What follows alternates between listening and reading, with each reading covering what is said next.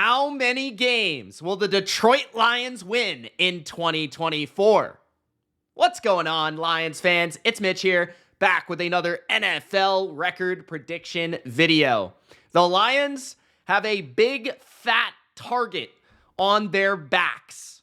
Yup, this is a new season for the Lions. Last year, it was an awesome run, all the way to the NFC Championship. But now that they actually have high expectations from fans and the rest of the NFL fans, the entire fan base, the entire world, we all know the Lions are expected to be good this year, which means NFL teams know that as well. They've been studying the Lions. So this is a new environment. This is a new realm. This is contender. Welcome, Lions fans. Welcome, Detroit, to becoming a contender, to being a contender. And that's what this season is about, and that's what this video is about. It's going through their schedule, breaking down what I believe their record will be in 2024, why this season, this schedule will be much more difficult than last year, but why I still believe the Lions will come out on top as one of the best NFC teams in 2024. So if that sounds good, Gronk spike the like button, subscribe for more NFL analysis, all 32 record predictions just like this, and get in the comments and let me know how you believe the Lions will perform in 2024. Let's take a look at the schedule and let's talk about it. The Detroit Lions begin the season at home versus the Los Angeles Rams and Matthew Stafford, their old friend, their old buddy, their quarterback, Matthew Stafford. But they have made it known, the world knows, Jared Goff, their guy, long-term contract signed. Matthew Stafford, rear view, we don't think about you anymore, okay? We don't think about you. You won your ring, you got your ring from another man, right? You're not ours anymore, okay? So Matthew Stafford, he's back, and he's going to come back with a vengeance. Obviously, the Lions were able to defeat Stafford and the Rams in the playoffs in a highly exciting back and forth, awesome game, and it was fantastic. It really could have went either way. And what I love about this schedule is the Lions actually will have a little bit of reminiscing to do, because they'll be facing both of the teams they defeated in the playoffs, in the wild card and the divisional round, in week 1 and week 2, which I honestly can't recall the last time that actually happened on a schedule. It's kind of odd that the Lions, I mean, they haven't had a playoff run barely ever in their existence, and all of a sudden this happens the year after that happens. Anyways, but the Rams game will be tough, and I think it's the toughest one early in this season, because the Rams obviously played them very well in that game. Stafford is a great quarterback that's accurate, smart. He's got great arm strength. I mean, he can make all the throws. You guys know this. I'm just preaching to the choir here. And he's got great receivers. Cooper Kupp will actually be healthy to begin the season. Puka Nacua has turned into an absolute stud. Williams can run the football in the backfield. They've got a lot of different weapons they can feature, and they can get after the Lions secondary and really test this new and improved secondary of the Lions.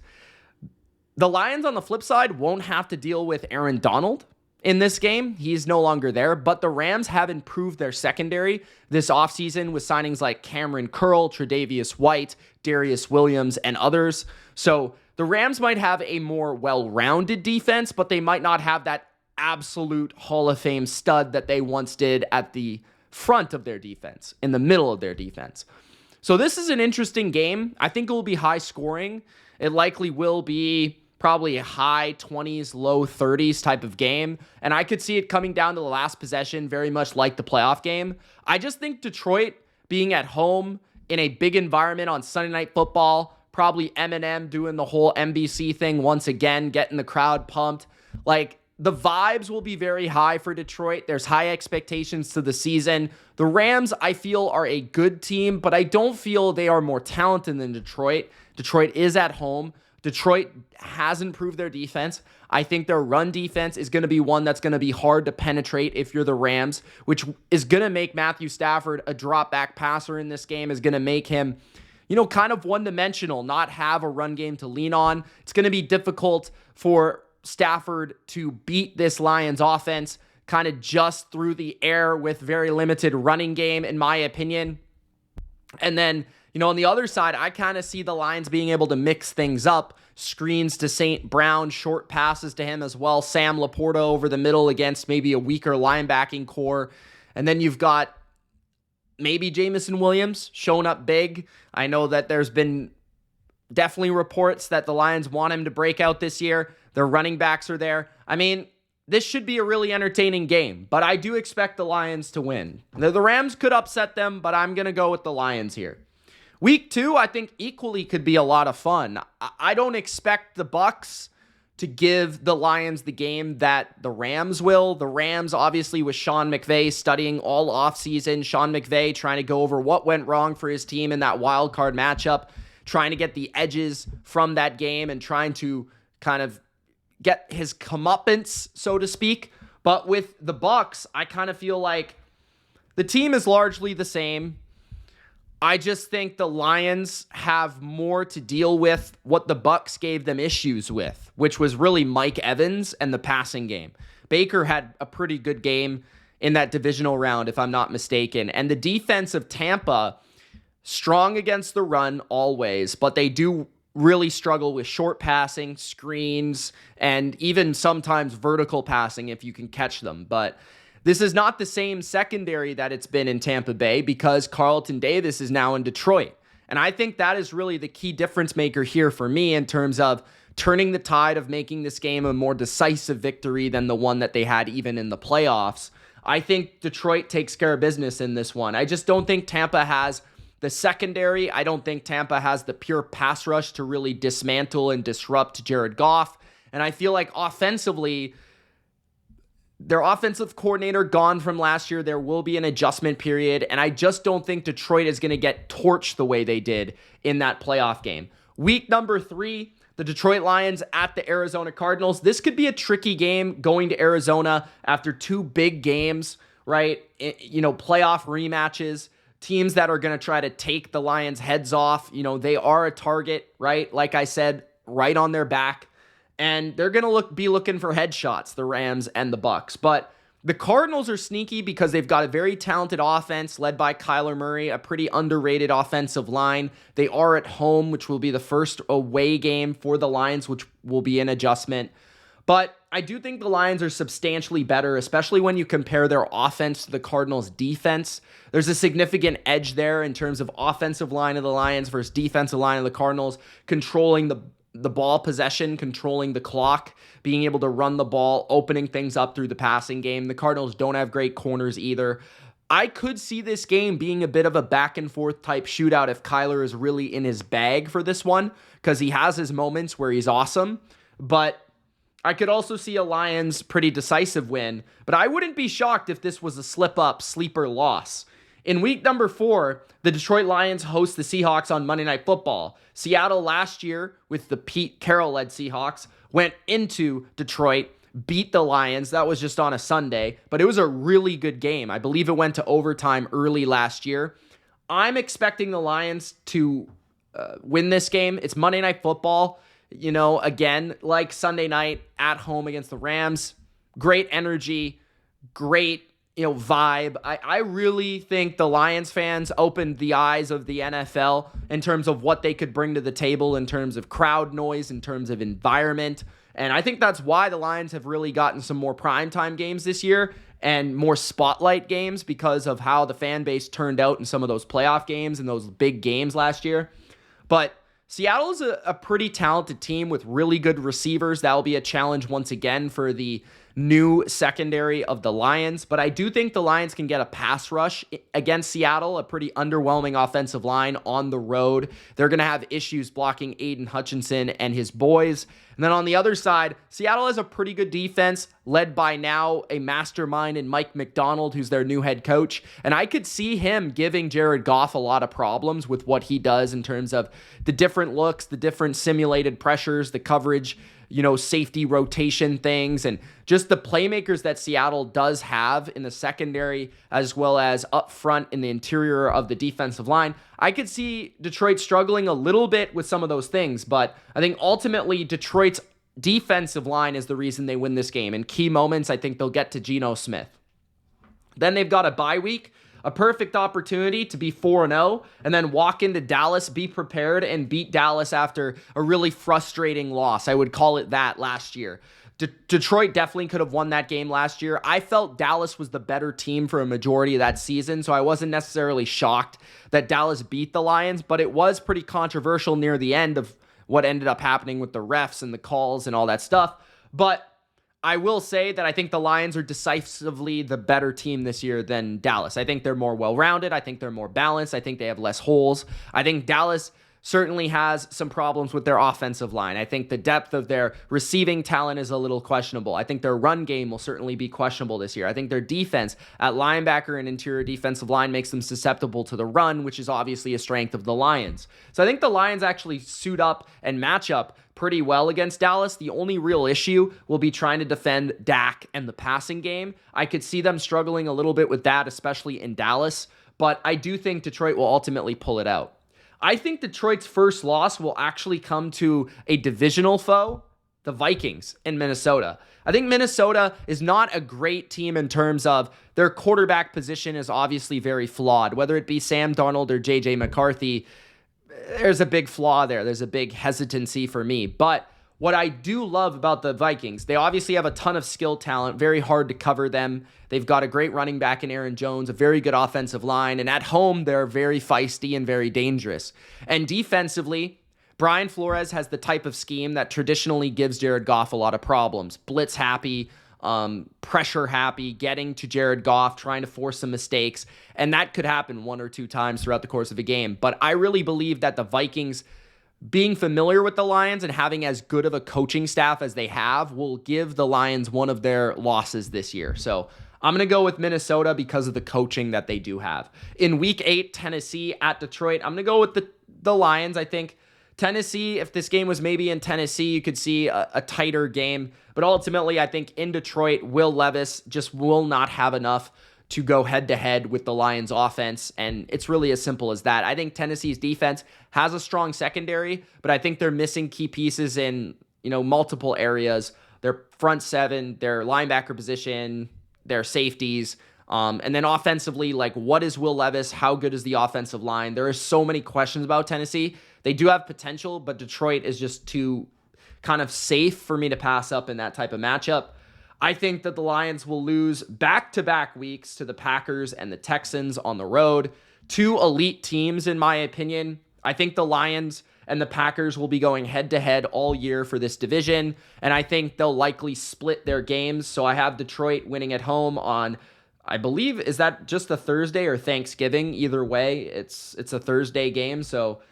But it's not a short week because they play on the Thursday before against Chicago. So I have them beating the Packers at home, losing to the Packers on the road, although it was the inverse last year, so keep that in mind. But the Lions and Packers are very kind of symmetrical.